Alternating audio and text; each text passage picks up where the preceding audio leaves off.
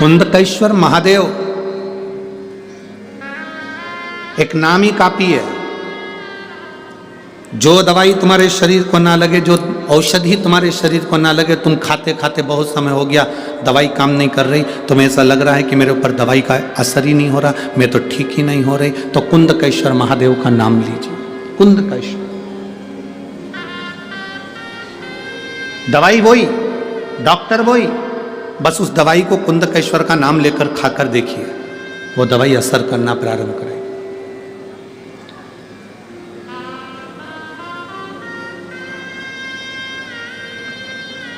हम तो यहां तक कहेंगे, कभी प्रैक्टिकल कर कर देखना। बहुत तेज फीवर है, बहुत तेज बुखार है,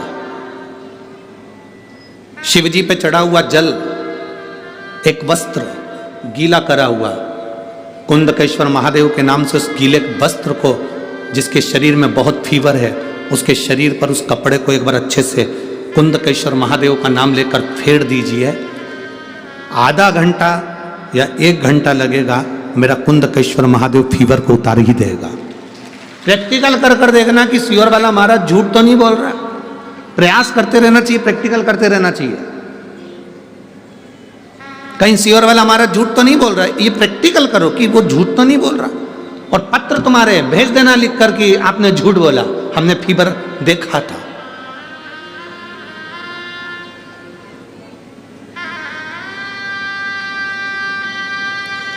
एक पत्र है, छोटा सा है पर पत्र बड़ा अच्छा है। मैं सुनीता जायसवाल, सरोज जायसवाल, फिरोजपुर कैंट, कहीं बैठी हैं पंजाब, कहीं बैठी हो आप ही हैं, हाथ हिला दो। श्री शिवाय नमस्तुभ्यं। सुनीता जायसवाल, सरोज जायसवाल, फिरोजपुर कैंट, पंजाब। मेरा मोबाइल नंबर ये है। गुरुदेव, मेरे पति को अटैक पड़ा, हम उनको हॉस्पिटल ले गए। हॉस्पिटल में एक अटैक आया, तुरंत थोड़ी देर बाद दूसरा आ गया, हालत खराब हो गई। उनको वेंटिलेटर पर डाला गया। जब वेंटिलेटर पर डाल दिया गया, दवाई लाने के लिए कहा गया, हम वो दवाई कुंदकेश्वर महादेव का नाम लेकर डॉक्टर के हाथ में, सिस्टर के हाथ में दे दी और उन्होंने उस दवाई को चालू करा। गुरुदेव, हार्ट मात्र 25% काम कर रहा था।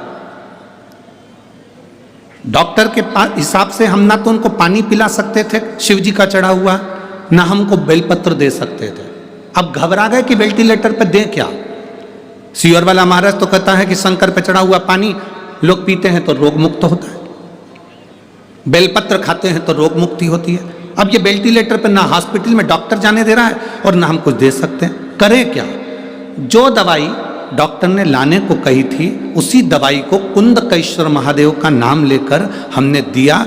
डॉक्टर ने उनको वेंटिलेटर पर पटक कर रखा था और जैसे ही पहला डोज दिया, बाबा की कृपा, इतने समय से दवाई चल रही थी, वो दवाई असर नहीं करी। और जो दवाई हमने कुंदकेश्वर का नाम लेकर दी, उससे हार्ट जो 25% काम कर रहा था, वो 45% पर आ गया। ये शिव तत्व है, हमने खुद आजमाया है गुरुदेव। फिर हमने उनका जब हार्ट 45% काम करने लगा, तब उनके कंधे में भी थोड़ा थोड़ा तकलीफ हुई। शिवजी का चढ़ा हुआ जल हम उनको देने लगे, वेंटिलेटर से उतारा गया और बाबा की कृपा से वो ठीक हुए। हम बाबा को यहाँ प्रणाम करने के लिए आए हैं। ये शिव तत्व है। बैठिए, हर हर महादेव, बैठिए। ये शिव भक्ति है। उसमें लिखा, इतनी देर से डॉक्टर दवाइयां दे रहे थे, वो दवाइयां लॉक नहीं कर रही थी। याद आया कि पानी नहीं पिला सकते, बेलपत्र नहीं दे सकते, तो कुंदकेश्वर महादेव का नाम लेकर दवाई देना प्रारंभ कर दिया। कुंदकेश्वर शिव तत्व है उसमें।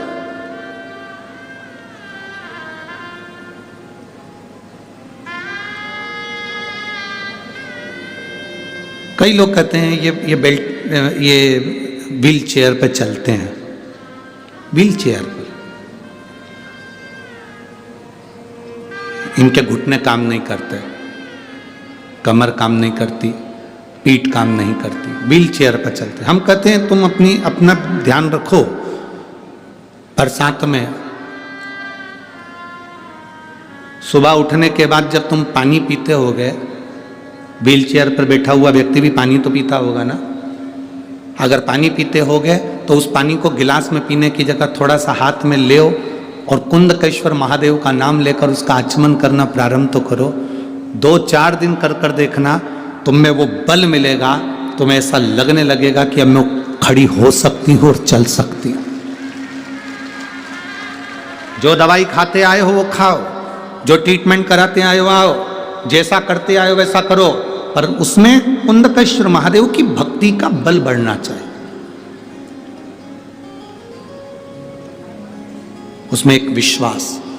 और अच्छी तरह से समझ लो, जिस घर में बच्चे मंद बुद्धि होते हैं या बुद्धि उनकी कमजोर होती है, मुंह में से राल टपकती रहती है, दृष्टि नहीं होती, हाथ पैर से विकलांग होते हैं या शरीर पूरी तरह से बेकार होता है, बच्चे में विवेक नहीं होता, लोग कहते हैं इसमें अक्ल नहीं है, बुद्धि नहीं है, इसका विकास नहीं हो पा रहा, ये सब बच्चे 18 साल के हो गए, ये 7 साल का रह गया, इसमें विवेक नहीं है। हम उनके लिए भी कहेंगे, गाय अपने बछड़े को जब दूध पिलाए और गाय जब बछड़े को दूध पिलाए तो बछड़ा जब दूध पीता है तो उसके मुंह में फेन आ जाता है। दोनों साइड में बछड़े के मुंह में फेन आएगा, उस फेन को चम्मच में निकाल लीजिए और अमावस्या का दिन हो, उस दिन कुंदकेश्वर का नाम लेकर उस बच्चे को, जो मंद बुद्धि है, उसको 2-3 अमावस्या लाकर उस दूध का फेन, बछड़े के मुंह का फेन उस बच्चे को पिलाना प्रारंभ करिए। बच्चे का माइंड काम करना प्रारंभ करेगा, धीरे धीरे विकास करेगा। कुंदकेश्वर महादेव की भक्ति आनंदता देती है। कुंदकेश्वर महादेव कोई साधारण नहीं है। माता पार्वती जी बैठी थी, बिदल उत्पल आ गए। ये वो असुर हैं बिदल उत्पल जो माता पार्वती जी की सुंदरता को देखकर आकर्षित हो गए थे। माता पार्वती जी की सुंदरता देखकर आकर्षित हो गए।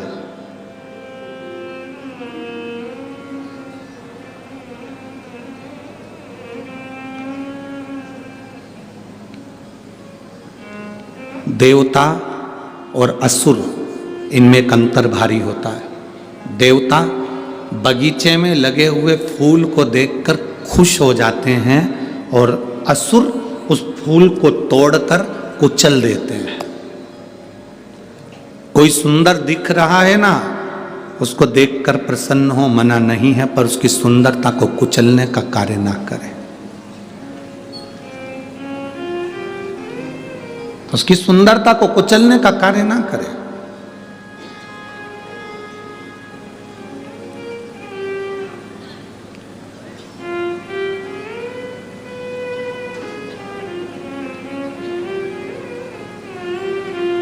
शिव महापुराण की कथा कहती है, बिदल उत्पल ने जब माता पार्वती जी की सुंदरता देखी, दुनिया में ऐसा कौन है जिसने माता पार्वती की सुंदरता नहीं देखी। आज भी लोग नवरात्रे में देवी जी को बिठाते हैं, उस देवी जी की मिट्टी की मूर्ति का जब दर्शन करते हैं तो लोगों को लगता है ऐसे देवी हमसे बात कर रही है। केवल मिट्टी की मूर्ति।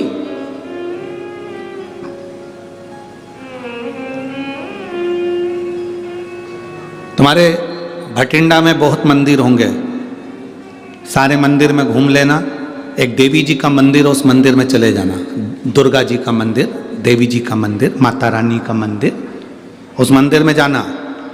राम जी के पास में भी सीता जी होंगी, कृष्ण भगवान के पास में राधा जी होंगी, ब्रह्मा जी के पास में ब्रह्माणी होंगी, भगवान नारायण के पास में स्वयं लक्ष्मी होंगी। और एक बार दुर्गा जी के मंदिर में जाना, देवी के मंदिर में जाना, उस देवी की प्रतिमा का मुखाग्रविंद का दर्शन करना, उनकी सुंदरता का दर्शन करना, आपको लगेगा कि माँ कितनी सुंदर है, माँ का स्वरूप कितना सुंदर है।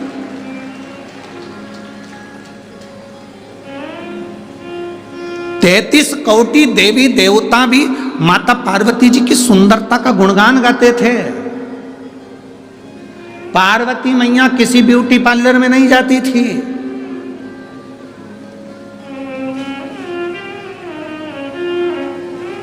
कोई सोने का आभूषण नहीं पहनती थी।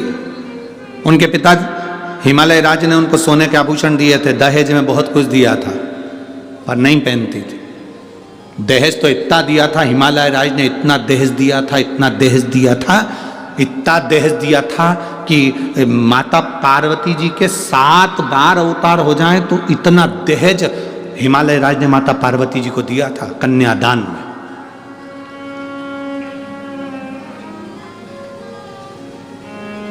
इतना दहेज दिया था।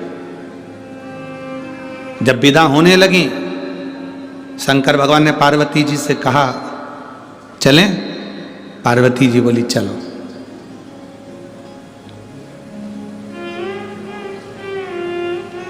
पार्वती जी हाथ जोड़कर बोली बाबा भोलेनाथ जी से, मेरे पिता ने इतना दहेज दिया है, हाथी घोड़ा पालकी और ढेर सारा अंबारी सोना चांदी हीरा पन्ना आभूषण रतन माणिक मोती सब, अंबर पीतांबर लहंगा चोली सब दिया।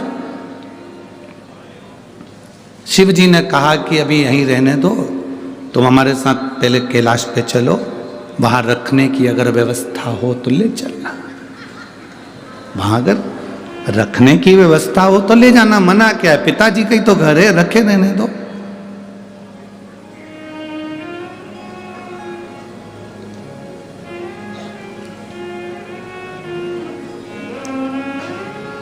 आप सबकी शादी हुई होगी, मेरी जीजियों, मेरे जीजा उन तुम्हें ब्याहने के लिए आए होंगे। आप सबकी जब शादियां हुई होंगी और मेरी जीजियों तुम्हारे कन्यादान में ढेर सारा सामान दिया होगा, बर्तन इतने बड़े बड़े भगोने, बड़े बड़े थालियां, गिलास, चम्मच, बर्तन, कपड़े, अलमारी, सामान सब तुम शादी कर कर आई तो अपने साथ लेके आई थी सारा बर्तन? जम के तो बोलो। नहीं, गाड़ी पे चढ़ा दिया गया था, लोडिंग में भर दिया गया था, तुम्हारे घर पहुंचा दिया गया था। तुम शादी के 2 महीना, 4 महीना, 6 महीना, 8 महीने तक तो तुम अपने घर के बर्तन को भी नहीं देख पाई थी कि रखे कहाँ है। बोलो दीजिए सही है कि गलत है? कहाँ पड़े हैं बर्तन तुम्हें नहीं मालूम, कहाँ पड़ा है सामान तुम्हें नहीं मालूम, तुम तो पटक दी। क्यों? क्योंकि मैं पति के घर में जब आई, मैंने देखा पूरे घर में बर्तन जमे हुए हैं, फर्नीचर बना हुआ है, गाड़ी कपड़ा सब रखा है। मेरे कपड़े की क्या जरूरत, मेरे बर्तन की क्या जरूरत? सास ने कहा बेटा तुम्हारे बर्तन मम्मी रख दो, बोरे में भरे, बड़े बड़े बारदान में भरे, सिले ऊपर टांग पर, कहीं भंडारे में उनको पटक दिया। आज तक तुम्हारी शादी के बर्तन बोरे में बंधे हुए भरे हुए आज तक पड़े होंगे, अभी तक नहीं निकले हैं। वो तो तुम जब अलग होगी घर से तब तुम्हारे बर्तन उठा के ले जाओ। बोलो सही है कि गलत है? तब उठा के ले जाओ। वो बर्तन आज तक रखे, सामान आज तक रखा है, अभी तक नहीं छुआ गया, पड़ा की पड़ा ही है, रखा की रखा ही है। क्यों? वो बर्तन की आज तक जरूरत नहीं पड़ी, क्योंकि बाबा ने, मेरी जीजियों, तुमको जो मेरा जीजा मिला है ना, वो साधारण नहीं है। तुम्हारे मुंह से आवाज निकलती और मेरा जीजा ला कर दे देता है, तो बर्तन की क्या जरूरत है? बर्तन की क्या जरूरत है? भगवान शिव ने कहा पार्वती तुम चलो पहले कैलाश पर व्यवस्था देख लो, अगर तुमको लगता है कि तुम्हारे पिता के घर के सामान की तुम्हें जरूरत है तो तुम देख लेना। जैसी पार्वती जी कैलाश पर गई तो उन्होंने पूछा घर कहाँ है? Bedroom, kitchen, hall. Shiv ji बोले वो तो तुम देख लो, इतनी सारी गुफा हैं, किसी में भी घुस जाओ, ये सब कमरे ही तो है, बेडरूम ही है, क्या? पार्वती जी एक गुफा में प्रवेश करी, उस गुफा से निकलने में पार्वती जी को लगभग 2 साल लग गए थे। एक में घुसी थी, पार्वती जी बोली इतना बड़ा बंगला मैंने कभी नहीं देखा, मेरे पिता के यहाँ नहीं देखा। शिव जी ने पूछा वो बर्तन और वो दहेज का सामान पिताजी की यहीं रहने दो, क्योंकि कहीं रख के भूल गए तो मिलेंगे नहीं। जब 2 साल में तो वापिस लौट के आई हूं तो बर्तन और जेवर कहाँ रख के भूल जाऊं पता।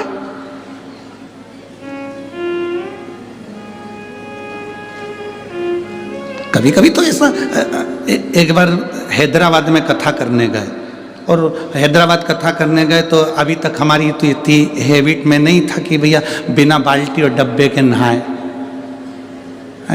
अब हैदराबाद कथा करने गए और वहाँ उन्होंने बाल्टी डब्बा कुछ दिया ही नहीं होटल में। अब वो हमने आशीष से कहा, आशीष सवेरे सवेरे उठे तो नहाए कैसे, तो कहे गुरुजी वो ऐसी बटन दबा दो, वो ऐसी लाइट की बटन थी उसको ऐसे ऐसे, हमने कहा 1 2 3 नंबर दबाओ और ऊपर से पानी आएगा, नहा लो।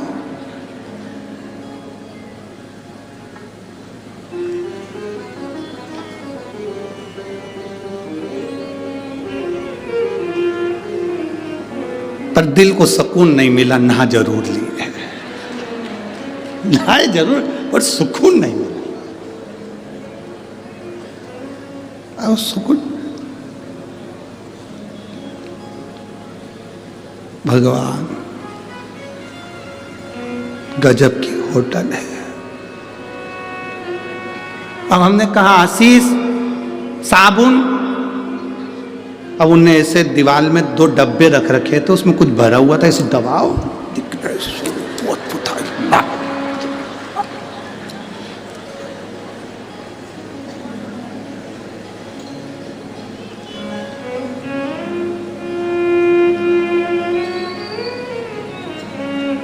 अब अपन तो अपने साबुन से नहाए सो तो बाद करें क्या। अब नीचे जैसे कथा में जा रहे थे तो वो होटल का मालिक मिल गया, वो अग्रवाल जी कहने गुरुजी कैसी लगी होटल। हमने कहा बहुत जोरदार है, बहुत जोरदार है, पर एक ही चीज की कमी है, इसमें डब्बा और बाल्टी नहीं है, इसमें डब्बा बाल्टी।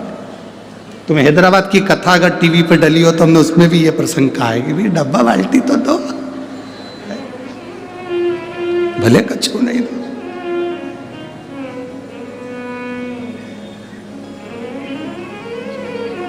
हम जब मेहता जी के यहाँ आए, इतना बड़ा बंगला उनका देखा तो हमने आशीष से कहा डब्बा बाल्टी देखी तो जा पहले देख के आ, जा तो जा।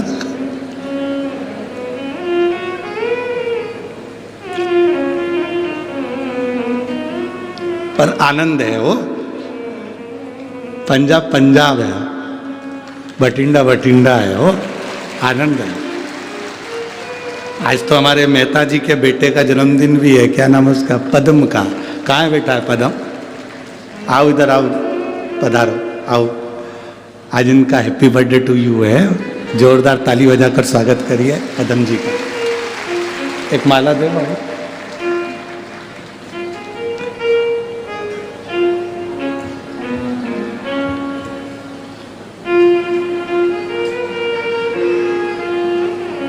बच्चा व्यवस्था में लगा रहता है तो मिलना भी नहीं होता, रोज आरती में भी नहीं आना होता इसका।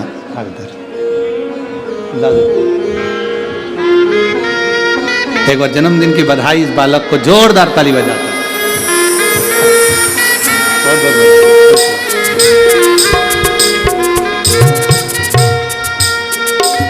शिव तत्व हर हर महा, शिव तत्व की प्राप्ति के लिए बहुत, इतना दहेज क्या करेंगे, इतनी पूंजी क्या करेंगे। बहुत ध्यान देना शिव महापुराण की कथा को कि पति कमाऊ है, तुम्हारा सम्मान करने वाला है, तो तुम्हें अपने पिता के घर की ना तो बर्तन की जरूरत पड़ेगी, ना तुम्हें दौलत की जरूरत पड़ेगी, तुम्हारा पति प्रबल। तुम्हें दौलत की जरूरत नहीं है, और मेरी जीजियों, आज फिर निवेदन करूंगा, अपने अंदर ये बात बिठा कर रखना, मायके से हमको आस लगा कर नहीं बैठना कि मेरा भाई मुझे कुछ देगा, मेरा पिता मुझे कुछ देगा। आस लगाना तो परमात्मा से लगाना या अपने पति परमेश्वर से लगाना कि इनके साथ में हूँ तो मेरी जिंदगी ठीक है, वो है, सब ठीक है। सास कुछ देगी, आस मत लगाइए। सास के पास जितना रखा है वो किसी को भी दे दे, अपने को कोई आस नहीं लगाना। ससुर के पास जितना रखा है वो किसी को भी दे दे, अपन को आस नहीं लगाना। अपने शंकर के प्रति, परमात्मा के प्रति एक आस लगाकर बैठना, विश्वास लेकर बैठना कि मेरा शिव है। पार्वती जी जिस गुफा में प्रवेश करी थी उसमें से निकलने में 2 साल लग गए थे पार्वती जी को। उन्होंने कहा अगर सामान रख दूंगी तो भूल जाऊंगी, नहीं चाहिए मेरे को। शंकर जी ने कहा फिर वो दहेज का सामान, उसका क्या करेंगे? पार्वती जी ने कहा उस दहेज के सामान की जरूरत नहीं, क्योंकि मेरा पति जब एक चोर को कुबेर बना सकता है तो मेरा पति मेरे लिए महल भी बना सकता है। मेरा पति मेरे लिए महल भी बना सकता है। तो पार्वती जी कभी अपने पति से ये नहीं कहा कि मुझे सोने का महल बना कर देना, अटारी बना कर देना। वो तो एक बार लक्ष्मी जी ने कह दिया था कि मेरे लिए सोने का महल बना कर दो। तो लक्ष्मी जी का महल देखा, पार्वती को उन्होंने कुछ अपशब्द कह दिए थे। पार्वती, मेरे पति और तेरे पति में अंतर है। मेरा पति एक चुटकी में मैं बोलती हूँ और मेरे लिए बैकुंठ बना देता है, लक्ष्मी जी ने कहा। और पार्वती, तेरे पति तो शमशान में रहते हैं, कैलाश पर रहते हैं, तेरा पति कभी तेरे लिए कोई महल नहीं बना सकता। जित पे अड़ गई थी माता पार्वती जी भगवान शंकर से, एक बार महल बना दो, एक बार मुझे महल बना कर दे दो। शिव जी ने कहा ये महल का तू क्या करेगी? तू इतनी विद्वान होने के बाद महल की बात करती, इतनी विद्वान और फिर महल की बात करे। माताओं की आदत होती है, दिवाली पे किसी के यहां मिलने जाती हैं, गुजिया, पपड़ी, चकली कम खाती हैं, पर्दे की डिजाइन ज्यादा देख के आती हैं। आदत है इनकी।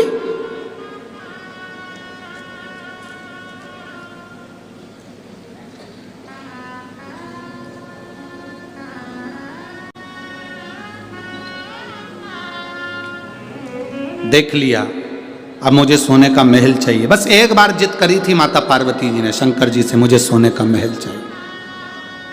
क्या करोगी महल का? बस मेरा मन है, बना दो। सोने का महल बनवाया, उसका मुहूर्त करवाया। लक्ष्मी जी को भी दिखाया कि यह सोने का महल है। तुझे लगता था कि मेरा पति नहीं बना सकता, तेरे बैकुंठ से 4 गुना सुंदर है। सोने की दीवार, सोने के पर्णकोटे, सोने की ईंट, सोने का कालीन, रतन जड़ी सिंहासन इस बीच समुद्र में बनाया था। विशर्वा जी पूजन कराने आए थे। शिव जी ने सोच लिया था कि ये सोने के महल में हम नहीं रह सकते, ये महल विशर्वा जी ले लें। और विशर्वा जी ने जब पूजन कराई तो उसकी दक्षिणा में वो सोने का महल मांग लिया था। तो पार्वती जी दुखी होकर कहती हैं, इस सोने के महल में एक दिन आग लगेगी विशर्वा, तेरे घर में कोई दिया जलाने वाला नहीं बचेगा। और वो महल रावण को मिला था और उसमें आग लगी थी, आग लगी थी उसमें। देखा देखी में कभी कोई काम ना करिए। देखा देखी में एक बार काम बिगड़ता है तो बिगड़ता ही जाता है।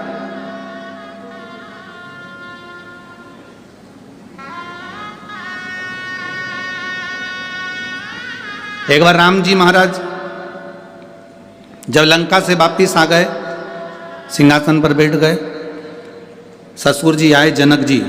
जनक जी ने अपने राम जी से कहा, मेरा बेटे, मेरे जमाई लंका पर विजय प्राप्त कर कर आए हैं। मेरे जमाई लंका को जीत कर आए। मेरा मन है कि जनकपुरी में इनका भोजन भंडारा किया जाए, इनके लिए लंगर किया जाए, भोजन कराया जाए। ठीक है। जनक जी ने हाथ जोड़कर कहा भगवान राम जी से, आप लंका जीत कर आए हैं, मेरा मन है आप जनकपुरी में भोजन करने आए तो लक्ष्मण जी, भरत जी, शत्रुघ्न जी, उर्मिला, मांडवी, श्रुतकीर्ति, सीता सबको ले आए। मेरी बेटियां आ जाएंगी। भोजन करने के लिए, मेरे चारों दामाद आ जाएंगे। आज वहीं पर हनुमान जी बैठे हुए थे। हनुमान जी ने देखा कि जनक जी ने सबको भोजन करने बुलाया पर मुझे नहीं बुलाया।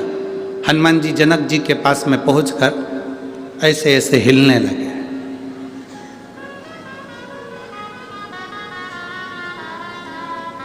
राम जी ने इशारे में कहा हनुमान। हनुमान जी सीधे खड़े हो गए तो पूंछ हिलाने लगे और वो पूंछ जनक जी को लग रही थी। लक्ष्मण जी ने जो देखा हनुमान जी को तो हनुमान जी ने पूंछ हिलाना बंद कर दी, एकदम सीधी। हनुमान जी सीधी पूंछ कर कर जनक जी की ओर मुंह करके खड़े हो गए। राम जी ने पूछा क्या हो क्या रहा है तुझको हनुमान? हनुमान जी कुछ नहीं बोले और जनक जी से बोले तुमने राम जी को भोजन करने बुलाया, लक्ष्मण जी को भोजन करने बुलाया, भरत जी को भोजन करने बुलाया, शत्रुघ्न जी को भोजन करने बुलाया, उर्मिला मांडवी श्रुतकीर्ति सबको भोजन करने बुलाया और हमारे कारण तो विजय मिली, सारे बंदरों ने साथ दिया और तुमने हमको ही भोजन करने नहीं बुलाया। जनक जी बोले गलती हो गई। जनक जी ने कहा राम आते आते हनुमान जी को भी ले आना। ठीक है। अब जितने बंदर खड़े थे ना सब आ गए जनक जी के पास। हम कहां से आए? अकेले हनुमान, हम भी तो हैं। जनक जी ने कहा राम आओ तो इन सारे बानरों को ले आना हो। जनक जी तो कहकर चले गए। राम जी ने रात को अर्जेंट मीटिंग बुलाई, हनुमान जी को बुलाया, बंदरों को बुलाया।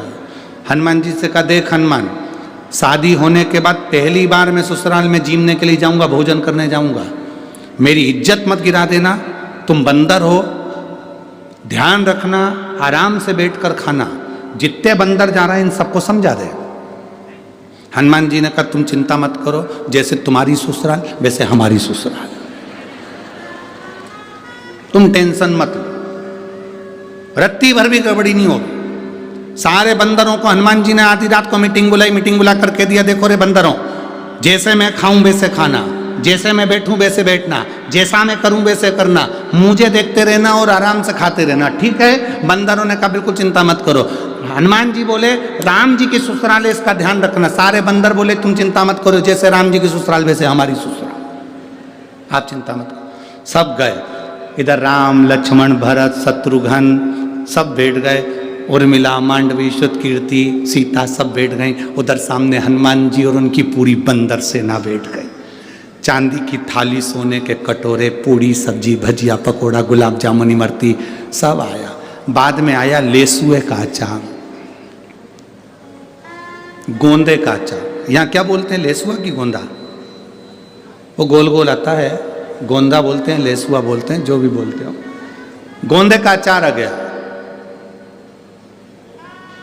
कई लोग उसको आंवला भी जानते हैं, आंवले का भी अचार, गोंदे का अचार, लेसुए का अचार। सामने जैसे ही अचार आया, हनुमान जी ने मन में सोचा ये गुलाब जामुन तो मैं पहले भी खा चुका हूं, जलेबी भी पहले बहुत खाई, पूड़ी कचौड़ी भी बहुत खाई, ये नया आइटम दिख रहा है, यही खाना। हनुमान जी ने रोटी का टुकड़ा तोड़ा, आंवले के अचार में जैसे ही लगाया, लगाते से ही गुठली उचक गई, गोंदे की लेसुए की गुठली उचक गई। हनुमान जी पकड़ने को दौड़े, जय श्री राम, पकड़ के नीचे, थाली ऊपर। जितने बैठे थे लाइन से सबने देख लिया, ऐसा ही करना है। अब वो इधर वाले उचक के इधर आ रहा है, इधर वाले इधर आ रहा है। पूरी जनक जी की रसोई घर में थाली थाली भोजन भोजन सब। राम जी ने पूछा हनुमान ये क्या कर रहे हैं? प्रभु मैंने ही कहा था मेरे जैसे करना, देखा देखी में काम बिगड़ जाता है। तुम किसी की देखा देखी करोगे काम बिगड़ जाएगा। कोई तुमसे कहे कि मैंने ये करा था तुम भी ऐसा करो, ना ना ना ना, जैसा तुमसे सदे। कोई कहे हम तो एकादशी का व्रत करते हैं उसमें कुछ भी नहीं खाते, केवल प्राण खाते, तो ऐसा व्रत ना करिए कि तुम भूखे रहो, तुम्हारा बीपी ऊंचा नीचा हो गया, शुगर ऊपर नीचे हो गई, तुम्हें ले जाकर लोग हॉस्पिटल पहुंच रहे हैं, कहीं तुम्हारा बीपी की जांच करा रहे। अरे इससे तो बढ़िया प्रेम से फरियाल कर ले, अच्छे से रह ले, व्रत अच्छे से कर लो। ऐसा देखा देखी में उसने करा था तो मैं भी करूंगी, उसने ऐसा करा था तो मैं भी करूंगी, ना ना ना ना। देखा देखी में काम बिगड़ जाता है। कक्षा 8वीं का पेपर, बच्चे के पीछे बैठे, एग्जाम का टाइम, लिखने के लिए आ गया, दिल्ली की सबसे बड़ी मीनार का नाम लिखो। आगे वाले ने लिख दिया दिल्ली में कुतुब मीनार है, पीछे वाले ने आगे वाले का देखकर लिख दिया दिल्ली में कुतिया बीमार है।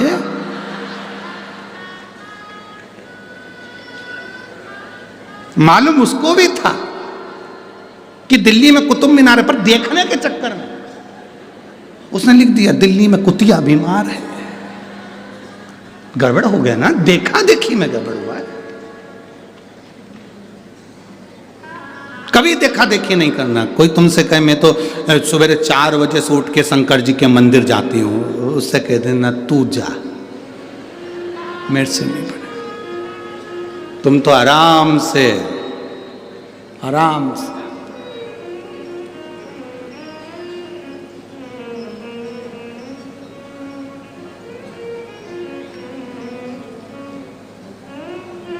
तुम्हारा मन पड़े, सुबह उठो, आराम से, किसी को दिखाने की जरूरत नहीं कि मैं 4 बजे जाऊं कि 5 बजे जाऊं। तुम्हारा जब दिल कर दे, उठे, लोटा भरा जल का, पहुंच गए शंकर जी के मंदिर में। लोटा उठाते नहीं बने तो एक झोला रख लो, पानी की बोतल उसमें रख लो, लोटा रख लो, बास्केट उठाई, पहुंच गए। और माँ जाके लोटे में मंदिर में प्रवेश करने से पहले, मंदिर के अंदर नहीं, मंदिर के अंदर नहीं, मंदिर के बाहर बोतल में से पानी लोटे में लो, फिर अंदर जाओ।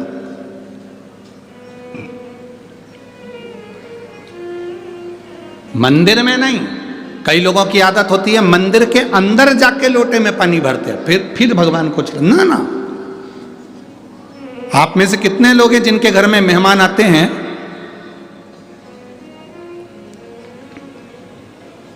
और मेहमान के सामने ही सारा काम करते हैं? शास्त्र कहता है तुम्हारे घर में मेहमान आए, उसके पहले तुम पूरे घर को सजा कर रख लो। मेहमान आए उससे पहले तुम्हें जो खिलाना है मेहमान को, उसकी तैयारी करके रख लो। बोलो सही है कि गलत है? जो मेहमान को खिलाना है तैयारी रखो, बिस्कुट खिलाना है, पानी पिलाना है, समोसा खिलाना है, कचौड़ी खिलाना है, उसका मसाला सब तैयार करके रख लो। इसके बाद मेहमान आए तुम अंदर बनाओ और लेकर आओ। मेहमान के सामने वो सोफे पे बैठे, तुम कढ़ैया वड़ैया सब लेके आ गई, चूल्हा वूल्हा लेके अब यहीं तेलेंगे और बैठ गई तले। मेहमान भी कहेंगे जी अरे वो भटिंडा वाली रेंद, तू तो रेंद, हमें नहीं खाना। और उल्टा तो मेहमान को भी दे दिया, लो बेलो समोसे का पूड़ी। मेहमान कह रहे इससे तो हमारे घर में ही अच्छे थे। क्या है?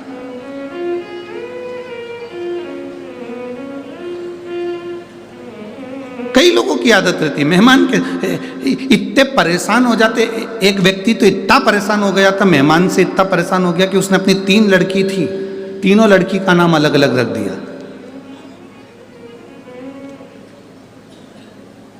नहीं, 2 लड़की थी, 2 लड़की का नाम अलग अलग रख दिया। एक का नाम रख दिया टूटी, एक का नाम रख दिया बासी। जैसे इनके मेहमान आए, इन्होंने आते सी हवाई लगाई, बेटा टूटी कुर्सी ला। मेहमान बोले रहने दो, मैं तो नीचे बैठ जाऊंगा, मुझे नहीं बैठना कुर्सी पे। भोजन वोजन करोगे? हाँ, अब रात रुकेंगे तो करेंगे। ठीक है, बासी रोटी ला। मेहमान बोले रहने दो, हम तो खा के आए हैं, मैं नहीं खा। कौन बासी रोटी खाएगा इसके घर की, और टूटी कुर्सी बैठेगा? कौन बैठेगा? हमें नहीं चाहिए। मेहमान तो रात को ही चलेगा, घर का काम आता बच्ची करे इनसे। फिर भटिंडा वाले ऐसा नाम नहीं रखे होंगे। अब पहचान बनावे सो तो देखा देखी नहीं करना। कोई तुमसे करा मैं सुबह 4 बजे मंदिर जाती हूँ, कोई तुमसे कि मैं एकादशी का व्रत ऐसे करती हूँ, कोई ने कह दिया तुमसे मैं सोमवार का व्रत ऐसे करती हूँ, मैं तो ऐसा व्रत करती हूँ कि मैं केवल एक लौंग खाती हूँ। कई लोग नवरात्रे का व्रत करते हैं। अब यहाँ भटिंडा में करते कि नहीं करते पता नहीं। नवरात्रे का व्रत 1 कप चाय पे पूरा व्रत कर लेती हूँ। कोई के मैं नंगे पैर चलती, कोई के कि मैं 1 गिलास दूध पे करूं, कोई के मैं 1 लौंग खा के 9 दिन नवरात्रे के करूं, कोई के मैं ऐसा करूं, कोई के मैं वैसा करूं।